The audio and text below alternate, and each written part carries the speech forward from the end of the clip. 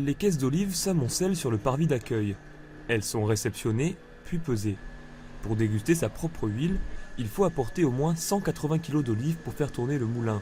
C'est ce que l'on appelle une piste. En moyenne, entre 600 et 900 tonnes passent entre les mains des mouliniers. Autrefois un moulin à pierre, le lieu est désormais mécanisé. Au début de la chaîne de production, cette machine. Elle aspire les dernières feuilles et lave les olives avec de l'eau sous pression. Après cela, les petites billes colorées vont subir une sérieuse transformation. Les différentes étapes sont le broyage, le malaxage, l'extraction. Si on écrase une olive, on a de la pâte. On a de la pâte simplement et après c'est par malaxage et par force centrifuge qu'on arrive à extraire l'huile. L'eau et l'huile n'ont pas la même densité. Il faut 1h30 à 6500 tours minute pour que la centrifugeuse sépare les deux liquides. Le rendement attendu varie selon la qualité de l'olive.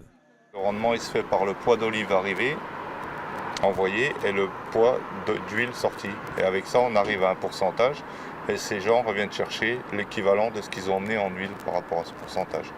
Le moulin d'Opio est tenu par la famille Michel depuis 7 générations. Malgré ces évolutions, il demeure le plus important du département dans la production de ce jus de fruits si spécial. Je suis née sur un sac d'olives, il faut quand même le savoir, je suis née au mois de décembre.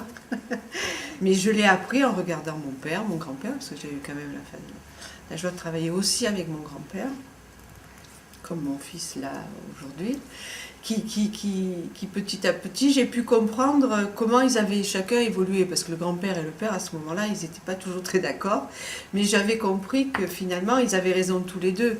Un, parce qu'ils voulaient protéger ce qu'il avait toujours su faire, mon père qui était quelqu'un de très opportuniste et qui allait souvent voir ce qui se passait ailleurs pour pouvoir justement avancer, qui a apporté énormément à l'entreprise, parce que justement, il a fait évoluer en qualité, en matériel. On a été un des premiers moulins en 1970 à installer une chaîne continue.